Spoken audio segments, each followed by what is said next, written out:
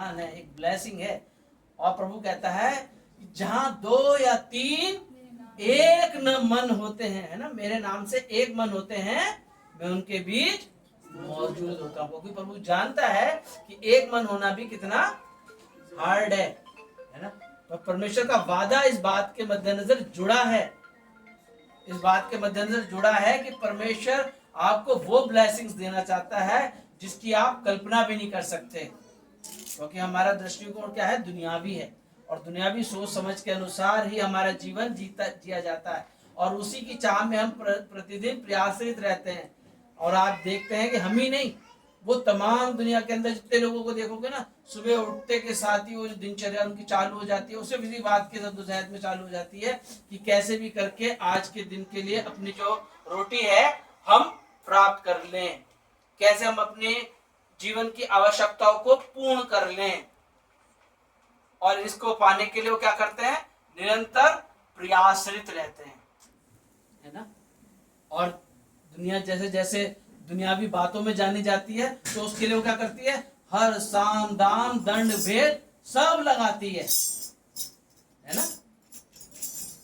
चापलूसी करना, धोखा देना, है ना, बड़ाई करना, या अन्य तरीकों से कहते हैं कि सब जायज है बिजनेस में, काम में, है ना। बस किसी तरह हमारी अर्निंग होनी चाहिए, और लोग बाग हर तरह के प्रयास कर भी लेते हैं और बहुत हद तक सफल भी हो जाते हैं, पा लेते हैं। पर लेकिन हमारे को परमेश्वर का वचन मिला है, और वो वचन हमें इस बात की मद्देनजर इस बात की पुष्टि करता है कि क्या करो, स्वर्गीय वस्तुओं की खोज में रहो, तो ये वस्तु तो तुम्हें ऐसी मिल जाएंगी।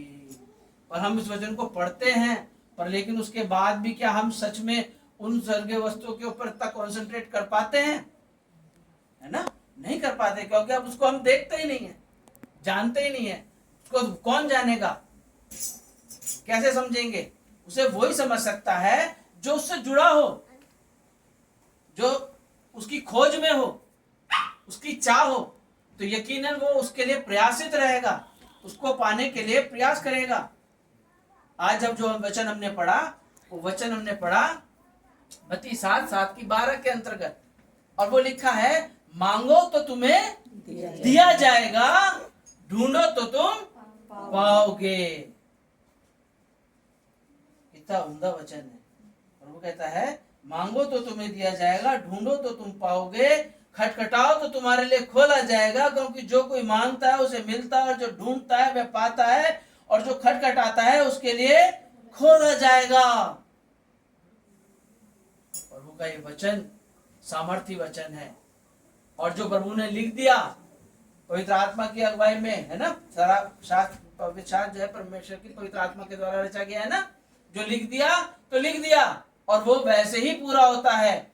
अब इसे हम भी पढ़ते हैं, बहुत सारे लोग पढ़ते हैं, और डेली क्या करते हैं, हम बहुत सारी वर्सेस को भी आदान प्रदान करते हैं, लोगों को भेजते हैं, और कई बार हम रिवाइज भी करते हैं। पर कई बार मैं परमेश्वर चाहता है कि हम उसके वचन की गहनता को समझें।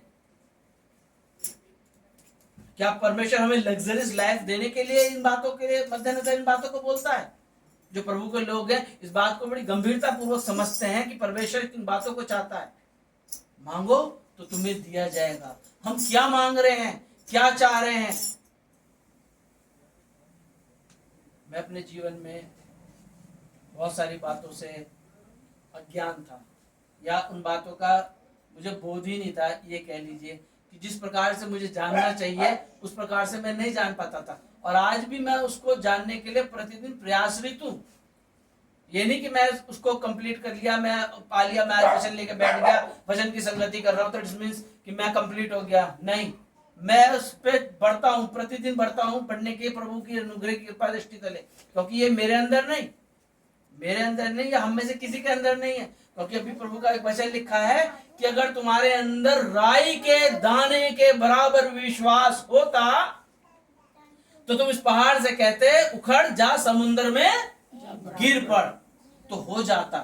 यानी कि प्रभु का वचन हम इस बात का संबोधित करना चाहता है कि हमारे अंदर बहुत सारी ऐसी कमियां हैं कि हम चाहकर भी प्रभु को नहीं जान पाते, उस प्रकार से नहीं पा पाते जैसे पाना चाहिए। तो सोचो कि बहुत सारे लोग जिन्होंने अभी प्रभु को जाना ही नहीं है ना, और जब उनके जीवन में वचन पहुंचता भी है तो भी वो क्या कर देते हैं, उसको डिसएग्री कर देते हैं। क्यों?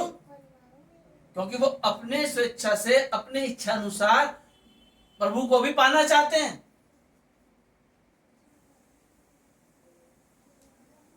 परमेश्वर का वचन बताता है,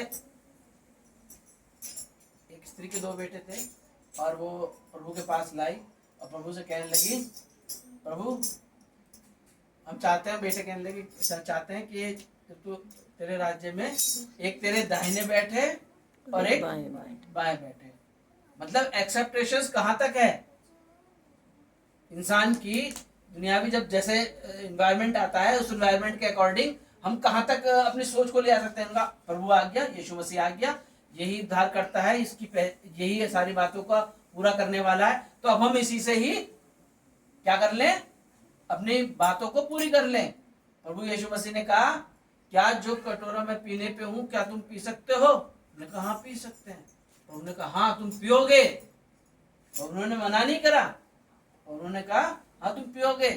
पर उस कटोरे का कितना बड़ा गहन अर्थ है, शायद हम उन्होंने उस समय इस बात को ना समझा होगा। पर फिर भी प्रभु यीशु मसीह ने कहा कि किसी को दाहिने और बाहिने बैठाना मेरा काम नहीं है। तो अब आप ये समझ सकते हैं किसी भी सेक्टर के रिगार्डिंग कि इंसान की चाह किस कदर हो सकती है, कहां तक पहुंचने के लिए वो अपने आप को ला सकता है। पर परमेश्वर का वचन से कहता है, मांगो तो तुम्हें दिया जाएगा, ढूंढो तो तुम पाओगे। पर हमें मांगना क्या है? जब प्रभु यीशु मसीह आए तो आते के साथ ही उन्होंने एक बात, जो पहला वचन बोला, जैसे जॉन द बैप्टिस्ट आए तो उन्होंने भी आके पहला वचन बोला, और वो था मन फिराओ क्योंकि परमेश्वर का राज्य, स्वर्ग का राज्य निकट आया है ना। स्वर्ग का राज्य निकट आया है। प्रभु हमसे क्या बताना चाहता है कि हम क्या मांग रहे हैं, हमारी क्या चाह है, हमारी क्या एक्सपेक्टेशंस हैं। क्या दुनियावी समाज में एक उच्च पद स्थान पाने की, या परमेश्वर की पहचान के अंतर्गत इस जीवन को सार्थक करना, सिद्ध करना, जिसके लिए परमेश्वर ने अपने प्रिय पुत्र को दे दिया। आज जितने भी हम मसीह कहलाते हैं, जितने भी हम मसीह विश्वास में जाने जाते हैं, हम सबको इस बात को बड़ी गहनता के साथ विचार करने की आवश्यकता है कि हम सच में परमेश्वर की उस पवित्र सिद्धता के मार्ग पर हैं, उसकी पहचान के मद्देनजर अपने जीवन को जी रहे हैं, उसको पूरा करने के लिए हम परमेश्वर में प्रयासरत हैं। ये प्रभु हमसे चाहता है, क्योंकि प्रभु का पहला वचन ही जो था वो यही था कि मन फिराओ क्योंकि स्वर्ग का राज्य निकट आया है। जब तक हम अपने मन को उन दुनियावी तमाम अभिलाषाओं से, उन तमाम इच्छाओं से, उन तमाम बातों से जो हमें लगातार गुमराही की ओर घेरे रहती हैं, प्रभु की संगति की पहचान में बढ़ने नहीं देती है। हम चाहते तो हैं परमेश्वर की परस्तिश करना, परमेश्वर की राज्य में प्रवेश करना, परमेश्वर की पहचान के मद्देनजर जीवन जीना, पर लेकिन हमारे जीवन की जो तमाम परिस्थितियां हैं ना, जो गुनाह और पाप को दर्शाती हैं, वो हमें रोके रखती हैं। परमेश्वर का वचन बताता है रोमियो की पुस्तक के अंतर्गत कि सबने पाप किया, सब परमेश्वर की महिमा से रहित हैं। सबने पाप किया है, कोई नहीं है इस दुनिया के अंदर। प्रभु का वचन लिखा है, एक भी धर्मी नहीं। हम सब इन बातों से बहुत दूर हैं, पर लेकिन हम किसके अनुग्रह से इस बात को पाने के लिए आशीषित हो जाते हैं? रोमियो 5 और उसके 1 अध्याय के अंदर अगर हम पढ़ें तो वहां क्या लिखा है?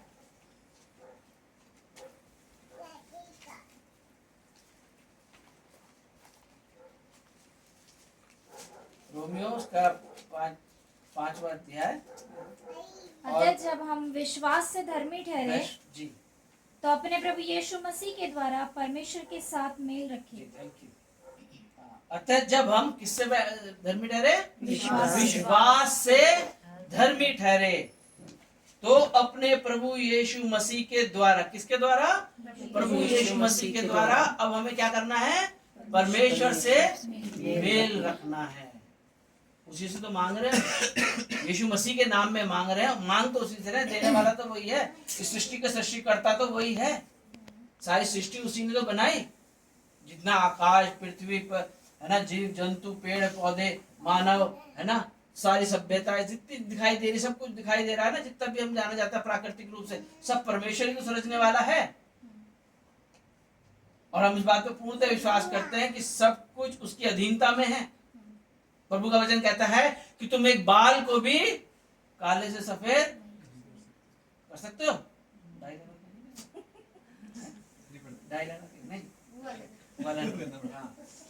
नहीं वाला नहीं, जो वास्तविकता वो यह है कि एक बाल को भी काले सफेद नहीं कर सकते। अपने समय को जो हम देखते हैं, किसी भी एक क्षण को ना बढ़ा सकते ना घटा सकते। और प्रभु कहता है अपने लोगों के लिए कि तुम्हारे सर के बाल भी गिने हुए हैं। तुम ताउमर लगा के बैठ जाओ, अपने बाल के सारे एक साथ मुंडन कराओ कि आज मैं गिन लूं इनको, पहले मैं भी तो देखूं, वहां तक करता रहूंगा, पता नहीं कितने साल गुजर जाएंगे, है ना। काउंटिंग बार बार डिस्ट्रैक्ट होती रहेगी, पर इस बात को नहीं जान पाएंगे। और परमेश्वर वो परमेश्वर है जिसको हम जानना भी चाहें तो अपने आप स्वयं नहीं जान सकते, पर किस में जान पाते हैं? प्रभु यीशु मसीह में। उसका अनुग्रह हमारे लिए बहुत है, और वह अनुग्रह उसके क्रूसिफिक्शन के द्वारा हम सब पर स्थानांतरित कर दिया गया है ना। उसका पवित्र लहू, उसकी एक एक बूंद। आज हम फिलर हो जाते हैं ना, भूल जाते हैं। जैसे हमारे को किसी बात के लिए डांटा जाता है, बेटा ये काम मत करना, ये मत करना। उनको तो आदत हो गई कि ये काम को छोड़ो, बस इस बात। मम्मी की तो आदत है कहने की, मम्मी तो कहते रहेंगे। सुबह उठने के बाद जैसे आदत हो जाती है ना, जब छोटा था तो मम्मी सुबह उठाती थी, आशु उठ जा। तो मुझे रात को सोते हुए कान में आवाज आती थी, आशु आशु। अब ये आज तक सुनाई देती थी कई बार सोते सोते ना, आशु। वो सुबह 5 बजे ना उठा के पढ़ने के लिए जाना है ट्यूशन में। और जब 2-4 बार नहीं सुनाई दिया तो ऐसे ही कुछ लगता था हवा में कुछ हिल रहा है, और आके लगता था भा झंझनाता हुआ, और अब एकदम इंसान एकदम सही हो जाता था। प्रभु का मैं धन्यवाद करता हूँ। हालेलुया। ये बहुत जरूरी है, ये ब्लेसिंग है। अगर तू अपने पुत्र को ब्लेसिंग देना चाहता है ना, तो उसकी ताड़ना मत छोड़ना, ही प्रभु का वचन बताता है। छड़ी से भी उसकी ताड़ना करना, क्योंकि तू उसे बहुत बातों से बचा लेगा। आज तो वो प्रॉब्लम होगा, पर आगे चल के वो बच जाएगा। प्रभु इस बात को बताता है। इसीलिए प्रभु ने अपने माँ बाप के लिए, उनके लिए अपने आप को वचनबद्ध किया है कि अपने माँ बाप के लिए क्या करना है, तुम्हें उसका आदर करना है ना। ये सारी ब्लेसिंग्स, ये सारी बातें, ये सब बातें हम कैसे जानेंगे? परमेश्वर में जानेंगे। हमारे जीवन में पूरी कैसे होंगी? जब हम परमेश्वर से मांगेंगे, उसे खोजेंगे। वरना आज इन्हीं बातों को देख लो, समाज में किस ना मनमुटाव है, बाप बेटे से, भाई भाई से, सास बहू से, है ना, बहन बहन से, सब जगह। कोई सी जगह है, कोई सा घर है, कोई सी परिस्थिति है, सब जगह ये मनमुटाव भरा पड़ा है।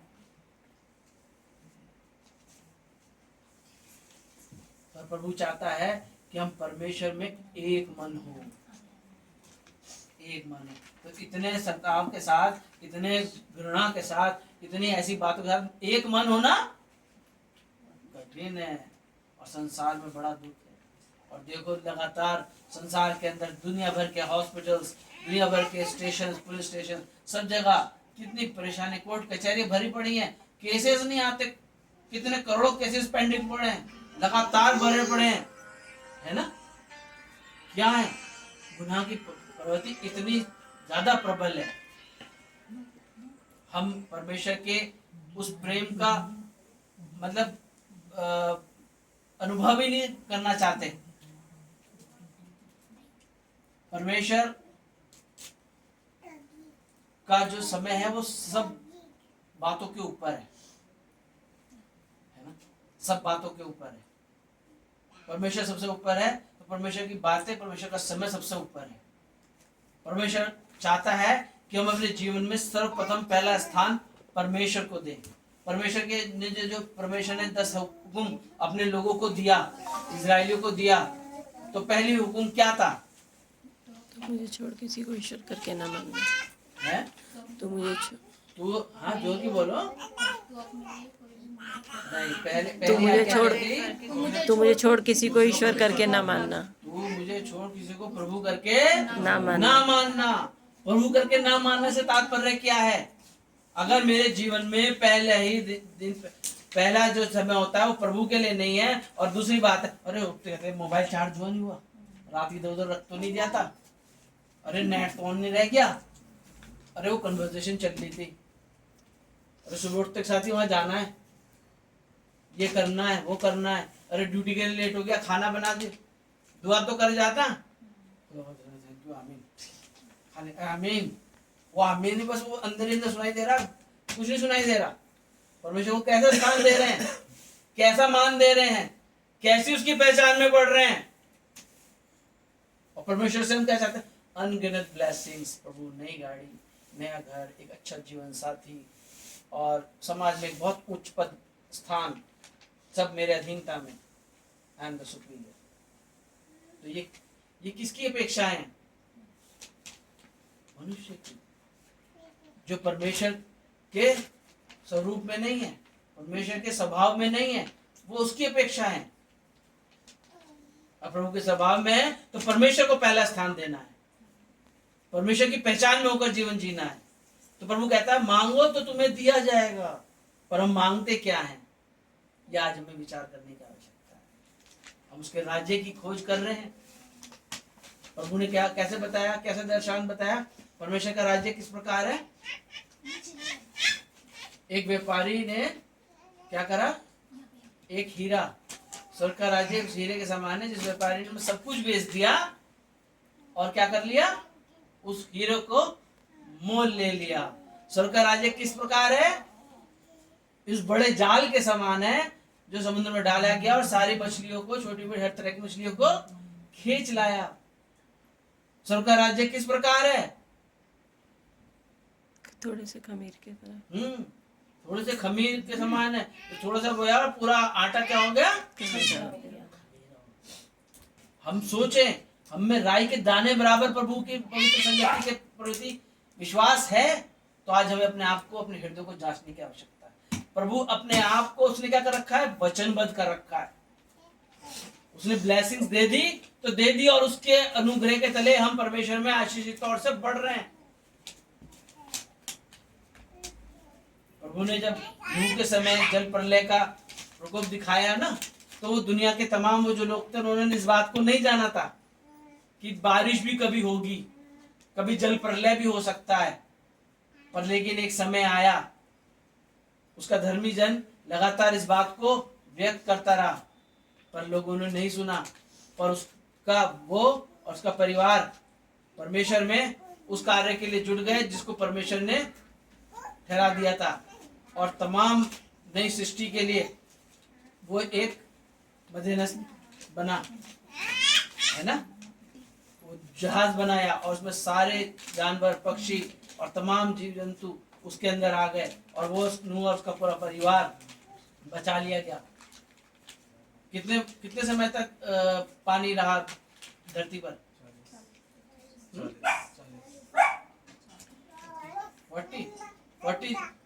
40 डेज तो कंटिन्यू बारिश हुई, रात और दिन बारिश हुई।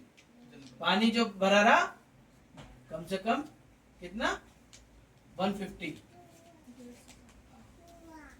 डेज, है ना, अप्रोक्सीमेट 150 दिन। तो क्या है, कहने का तात्पर्य क्या है कि उस समय भी लोग विश्वास नहीं करते थे। जब जल प्रलय समाप्त हुआ, नूह का जहाज ठहर गया, सारे जीव जंतु बाहर आ गए, परमेश्वर ने देखा सब बातों को, तो उसने क्या करा? अपने आप को वचनबद्ध कर दिया, और वो वचनबद्धता का एक चिन्ह दिया, जिसे आज हम रेनबो के तौर पे जानते हैं, है ना? क्यों? क्योंकि उसने अपने आप को वचनबद्ध कर रखा था कि मैं पृथ्वी पर अब कभी जल प्रलय इस प्रकार से नहीं लाऊंगा, है ना? पर लेकिन मनुष्य क्या हुआ? फिर गुनाह में फिर पड़ा, और फिर प्रभु से दूरी बनाने लगा, है ना। दोबारा से और फिर क्या हुआ, प्रभु ने सारी बातों को देखा और अपने असीम प्रेम को दिखाने के लिए अपने प्रिय पुत्र प्रभु यीशु मसीह के आगमन के संदर्भ में सबको बता दिया। इसमें लिखा है ना, मत्ती 5 की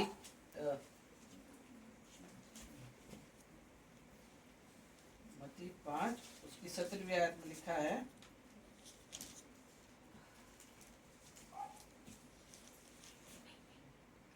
ये न समझो कि मैं व्यवस्था या भविष्यद्वक्ताओं की शिक्षाओं को लोप करने आया हूँ। लोप करने नहीं परंतु पूरा करने आया।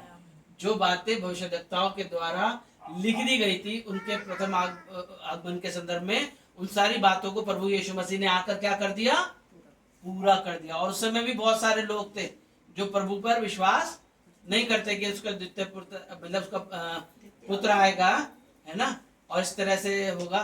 तो कुछ लोग विश्वास करते थे पर लेकिन सब लोग उस तरह से विश्वास नहीं करते थे। इसलिए जब वो आए तो उसको किसी ने रिकॉग्नाइज नहीं करा, पहचाना नहीं। पर जब प्रभु यीशु मसीह आए तो उन्होंने अपना ग्रेस जो परमेश्वर की ओर से था, जो ठहराया हुआ था, वो सब लोगों के जीवन में प्रदर्शित किया, सबके गुनाहों को अपने ऊपर ले लिया। क्योंकि प्रभु जानता है कि जो कुछ भी आप हमारे हृदय में उपजता है वो क्या होता है, बुराई होता है ना। और प्रभु ने जब आए तो सबसे पहले इसीलिए क्या बोला, मन फिराओ। मन फिराना हमारे अंदर पॉसिबिलिटीज नहीं है, पर प्रभु यीशु मसीह पर सच्चा विश्वास अगर हम रखते हैं, सच्ची मसीहत की पहचान में अगर हम जीवन जीते हैं, तो यकीनन परमेश्वर हमें वो ब्लेसिंग देता है जो मनुष्य स्वयं नहीं पा सकता। हम बाहरी तौर से अपने जीवन को बहुत साफ सुथरा कर सकते हैं, अच्छा दिखा सकते हैं, अच्छे कपड़े पहन सकते हैं, अच्छे डिसेंट हम तैयार भी होते हैं क्रिसमस पे, बर्थडे पे, अन्य ओकेजन्स पे, पर लेकिन जो अंदरूनियां हमारे अंदर जो गुमराहियां हैं ना, जो भटकाव है, जो दुष्टता है, वो हम नहीं सही कर सकते, वो नहीं सही कर सकते, चाहकर भी नहीं कर सकते। अभी मुझे पर्टिकुलर याद नहीं आ रहा, शायद यिर्मयाह में लिखा है, प्रभु कह रहा है कि चीता अपने धब्बों को हटा सकता है जो प्रभु ने उसे प्राकृतिक तौर से प्रदान करी है। तो अगर हटा सकता है तो तुम भी हितकारी कार्य कर सकते हो, तुम नहीं कर सकते। अगर आज हम प्रभु के नाम को ले रहे हैं ना, ये सिर्फ उसके अनुग्रह के लिए है। तो जब तक हमारा मन सच में परमेश्वर की हजूरी में सच्चा नहीं होगा, तो वो जो आराधना, वो जो सच्चाई से हम उसकी परस्तिश करना चाहते हैं, उसके राज्य को पाना चाहते हैं, उसमें प्रवेश करना चाहते हैं, उसकी पहचान में जीवन जीना चाहते हैं, तब तक हम नहीं पा सकते। इसलिए हमें सोचना है, समझना है कि हम मांग क्या रहे हैं, और यकीनन अगर हम प्रभु से मांगेंगे तो वो हमें देगा। इसीलिए प्रभु कहता है कि तुम में से ऐसा कौन मनुष्य है कि यदि उसका पुत्र उससे रोटी मांगे तो वह उसे पत्थर दे, या मछली मांगे तो उसे सांप दे। अतः जब तुम बुरे होकर अपने बच्चों को अच्छी वस्तुएं देना जानते हो, तो तुम्हारा स्वर्ग के पिता अपने मांगने वालों को अच्छी वस्तुएं क्यों ना देगा। तो हमारी नजर में अच्छी वस्तुएं क्या है और परमेश्वर की नजर में अच्छी वस्तुएं क्या है, ये हमें तब अनुभव होता है जब हम परमेश्वर में जुड़ते हैं, उसके राज्य की खोज करते हैं, उसको हम पाना चाहते हैं। तब हमारा पूरा इंटरनली जो भाव है, जो संसारिक है, वो सब कुछ क्या कर देता है, परमेश्वर ट्रिमेंडस तरीके से चेंज कर देता है, जिसकी हम कल्पना भी नहीं कर सकते। अभी हम प्रभु की संगति में आज जब मैं खड़ा होकर प्रभु के नाम को ले रहा हूँ, दूर दूर तक नहीं सोच सकता, क्योंकि जिन जिन रस्तों से मैं अपने जीवन में यहाँ पहुंचा हूँ, मुझे पता है शायद मैं उसको बखान भी पूरी तरह से नहीं कर पाऊंगा, और जो सुन पाओगे तो कान उसे ऑब्जर्व नहीं करेंगे, है ना। पर लेकिन प्रभु की महिमा हो, उसका धन्यवाद हो। गुनाह की दलदल बहुत खतरनाक है, ये चाहत अभिलाषाओं के मद्देनजर हमारे जीवन में आती है और इस प्रकार से हमें घेर लेती है कि उससे निकल पाना असमर्थ नहीं होता। परमेश्वर का वचन बताता है कि मैंने तुझे दलदल की कीच से खींच कर उभारा। हालेलुया। हम सबको जो मसीहत की पहचान मिली है ना, ये बड़ी ही मूल्यवान है परमेश्वर के अनुग्रह के तहत। इसकी हम कदर करें, उसके समय की कदर करें, उसकी पहचान की कदर करें, उसकी पहचान के अंतर्गत वैसा जीवन जिए जैसे परमेश्वर से अपेक्षा करता है। परमेश्वर वचन कह रहा है इस कारण जो कुछ तुम चाहते हो कि मनुष्य तुम्हारे साथ करे, तुम भी उनके साथ वैसा ही करो, क्योंकि व्यवस्था और भविष्यद्वक्ताओं की शिक्षा यही है। इन सारी बातों का बोध करा रहे हैं। क्यों? प्रभु ने क्या कहा था अभी मत्ती 5:17 के अंदर, ये मत समझना कि मैं व्यवस्था या भविष्यद्वक्ताओं की पुस्तकों को लोप करने आया हूँ। लोप करने नहीं, परंतु पूरा करने आया हूँ, क्योंकि मैं तुमसे सच कहता हूँ कि जब तक आकाश और पृथ्वी टल न जाए, तब तक व्यवस्था से एक मात्रा या एक बिंदु भी बिना पूरे हुए नहीं टलेगा। है ना? तो परमेश्वर ने जो व्यवस्था ठहरा दी है, जो हुक्म उसकी आज्ञाएं हैं, जो उसके नियम है, वो लगातार बने रहेंगे और हम हर एक को उसके अंतर्गत ही जीवन जीना जरूरी है। उसको पहला स्थान देना जरूरी है, उसकी समय की कदर करना जरूरी है, उसका धन्यवाद करना जरूरी है, उससे मांगे कि हम इसमें बने रहें, उसमें बढ़ पाएं। प्रभु चाहता है हम सबसे कि हम परमेश्वर से मांगे, उस स्वर्ग के राज्य की खोज करें। जब तक हम मांगेंगे नहीं, तब तक हम पाएंगे नहीं। है ना? और ये जो है ना रास्ता इजी तो नहीं है, पर नामुमकिन नहीं। Praise the Lord. ये बहुत बड़ी बात है। प्रभु ने वचन के माध्यम से हमें बोला कि ना जो बात मनुष्य के लिए संभव है, वो परमेश्वर के लिए संभव है। तो परमेश्वर को पहला स्थान देना हमारे लिए प्राथमिकता है। और प्रतिदिन है, जैसे प्रभु यीशु मसीह ने हमें प्रार्थना सिखाई। क्या सिखाई थी? हमारे बाप जो आसमान पर है, तेरा नाम पाक माना जाए, तेरी बादशाहत आए, तेरी मर्जी जैसे आसमान में पूरी होती है, वैसे ही जमीन पर भी हो। कैसे पूरी हो? मेरे जीवन से पूरी हो। मैं रोज इस प्रार्थना को बाय फिलर यूज तो करता हूँ, वर्ड्स तो मेरे मुख पे चढ़े हुए हैं, पर लेकिन उसकी गहनता को समझता हूँ कि प्रभु की इच्छा से मुझे पूरी हो रही है। जैसे उसके इच्छा राज्य में पूरी होती है, वैसे मेरे जीवन से पूरी हो रही है। रोज की रोटी, क्या वो मेरी रोटी की चिंता नहीं करता? क्या वो मेरे जीवन की चिंता नहीं करता? मैं जब गुनाह में था तब भी वो मेरे साथ था। उसने मुझे वहां भी नहीं छोड़ा, क्योंकि बहुत सारे परिस्थिति शायद हो सकता कि आता ही नहीं पलट के,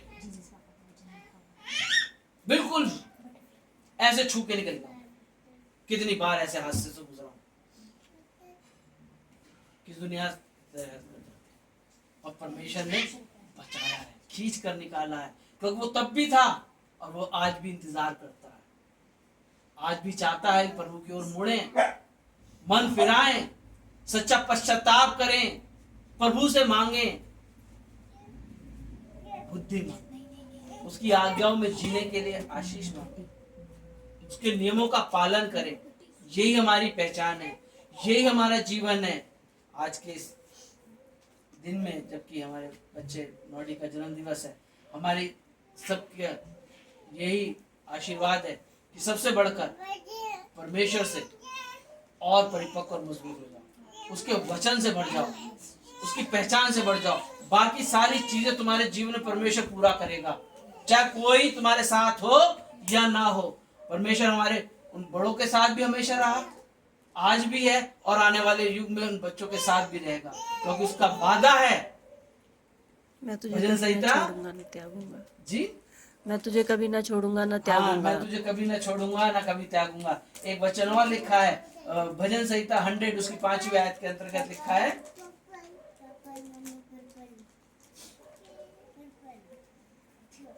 क्योंकि यहोवा भला है क्योंकि यहोवा भला है, उसकी करुणा सदा के लिए, और उसकी करुणा सदा के लिए, और उसकी सच्चाई पीढ़ी से पीढ़ी तक बनी रहती और है। उसकी सच्चाई, कोई और चीज नहीं। प्रभु यीशु मसीह ने क्या कहा? मार्ग, सत्य और जीवन, और जीवन में ही उसकी सच्चाई पीढ़ी से पीढ़ी बनी रहती है। तो ये वचन जो है, ये हमारे जीवन में पहला स्थान रखना चाहिए, और सच में हमें इसके अपेक्षा अनुसार जीवन जीने के लिए प्रयासित रहना चाहिए।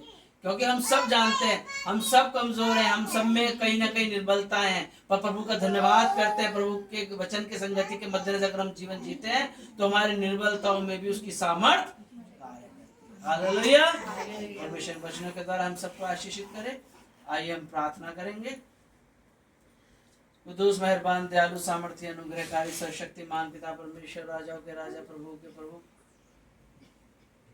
हम तेरा निरंतर धन्यवाद करें तो भी कम तेरे खुदा। धन्यवाद करते हैं प्रभु आज के इस पाक मुबारक दिन के मद्देनजर इस सुंदर उम्दा पवित्र वचनों के माध्यम से खुदा तूने हम सबको आशीषित किया और हमें फिर भी एक बार चिताया खुदा कि हम तेरी ओर मुड़े और सच्चाई से प्रभु मन फिराएं पिता परमेश्वर, ताकि उस राज्य में प्रवेश करते हुए उस पहचान के मद्देनजर पिता अपने जीवन को जिए और बहुतों के लिए ब्लेसिंग बने मेरे परमेश्वर। क्योंकि तूने अपनी कौम को, अपने लोगों को चुनकर प्रभु तमाम दुनिया जहान से इसीलिए अलग किया है कि वो औरों के लिए प्रभु एक आशीष का कारण हो। मेरे परमेश्वर, तूने अपने लोगों को कभी नहीं तजा, क्योंकि तूने अपने आप को प्रभु अपने वचनों के माध्यम से प्रभु वचनबद्ध कर रखा है खुदा। और भी आज भी पिता परमेश्वर अपने प्रिय पुत्र प्रभु के यीशु मसीह के उस महान अनुग्रह के तले पिता तुम्हारी प्रार्थनाओं का उत्तर देता है। तो हमारे मांगने से पिता परमेश्वर पहले जानता है हमारी आवश्यकताएं क्या है पिता, और तू दुनिया में तमाम व्यवस्था के अंतर्गत दिखाता है पिता परमेश्वर कि तू आज भी सब बातों को पूर्णतः पूरा करता है और हर एक चीज के लिए जो तेरी ओर से सृजी गई है खुदा, चाहे वो कोई भी हो, जीव जंतु हो पिता परमेश्वर, प्रकृति का हर एक चीज है, हर एक बात खुदा तुझ में होकर आज भी आशीषित तौर से जानी जाती है पिता परमेश्वर। पर मनुष्य है खुदावन जो गुनाह में पड़ा और पिता परमेश्वर बहुत सारे ऐसे अभिलाषाओं को पाने के लिए पिता परमेश्वर निरंतर प्रयासित रहा और उसने प्रभु परमेश्वर गलत मार्ग अपना दिया पिता। और परमेश्वर तू फिर भी उनको पिता परमेश्वर प्रेम करता है और उन्हें सही मार्ग दिखाने के लिए तूने अपने प्रिय पुत्र को दिया, जिसने बोला कि मार्ग, सत्य और जीवन मैं ही हूँ। उसी मार्ग पर हम चलें, उसी सत्यता की पहचान जो प्रभु तूने हमारे हृदयों में अपने वचन के माध्यम से प्रभु परमेश्वर प्रकट किए, उसमें हम बने रहें ताकि उस अनंत जीवन को प्राप्त करें खुदा जो तूने अपने लोगों के लिए प्रभु निर्धारित कर दिया है खुदा। तेरा वचन बताता है कि परमेश्वर ने जगत से ऐसा प्रेम रखा कि उसने अपना इकलौता पुत्र दे दिया ताकि जो कोई इस पर विश्वास करे वो नाश ना हो और अनंत जीवन प्राप्त करे। जो पिता परमेश्वर विश्वास नहीं करता उसका नाश होना भी लाजमी है, पर तू नहीं चाहता कि कोई नाश हो। इसीलिए तू अपने प्रेम को, अपनी दया को, अपनी करुणा को पीढ़ी दर पीढ़ी दर्शाता आता है, क्योंकि तेरा सेकंड कमिंग भी प्रभु परमेश्वर सुनिश्चित है मेरे परमेश्वर। जैसे तेरा प्रथम आगमन था प्रभु, इस तरह द्वितीय आगमन भी है पिता। और पिता परमेश्वर उन द्वितीय आगमन में पिता परमेश्वर हम संसारिक बातों के मद्देनजर नहीं पिता परमेश्वर, पर आत्मिक सच्ची जो हृदय से हमारे जीवन से प्रभु प्रकट होगी पिता परमेश्वर, उसमें हम जांचे जाएंगे और हर एक कामों का प्रतिफल पिता परमेश्वर वो हर एक जीवन को प्रभु प्रदान करेगा। पिता हमें योग्य कर कि हम तेरी सच्चाई में, उस पवित्रता में, तेरे रहम और अनुग्रह तले बने रहें। अगर हमें किसी प्रकार की कमी, घटी है, कमजोरी है, खामी है खुदा, तो हम उसका अंगीकार करें, सच्चा समर्पण करें मेरे परमेश्वर तेरी हुजूरी में, और पिता परमेश्वर तेरे वचन के द्वारा नए हो जाए और धन्यवादित जीवन तुझमें जीने वाले सके। धन्यवाद करते हैं प्रभु आज के इस हमारे इस परिवार में एकत्रित है, सबने प्रभु तेरे प्रेम और अनुग्रह के तेरे संगति में शिरकत कर इस बात को दर्शाया खुदा की नौडी के लिए पिता परमेश्वर की तेरी आशीष चाहते हैं, इस परिवार के लिए तेरी आशीष चाहते हैं खुदावन। भाई नवीन, मिन्नी, नौडी, कैंडी सबको एक बार फिर तेरे हजूर में रखते हैं और इस परिवार से जुड़े हर एक जन को तेरे हजूर में रखते हैं पिता। सबको नाम नाम बरकत और आशीष दे प्रभु, जहाँ कहीं भी रहते हैं तेरे प्रेम में बने रहे पिता। कोई भी दुष्ट की युक्ति, विचारधारा, सोचे, गुमराही प्रभु उन्हें बरगलाने भटकाने ना पाए, वरन तेरा वचन उन्हें प्रभु एक करे, एक मन करे और एक मन होकर तेरी महिमा तेरी प्रस्तुति। धन्यवाद और बहुत ब्लेस करते, धन्यवाद करते हुए प्रभु आगे के पूरे समय को तेरे पवित्र हजूर में सौंप देते हैं। इस प्रार्थना को आपके प्यारे बेटे हमारे जिंदा खुदा यीशु मसीह के पवित्र नाम में कर मांगते हैं, आमीन। आइए हम सब लोग खड़े हो जाएंगे।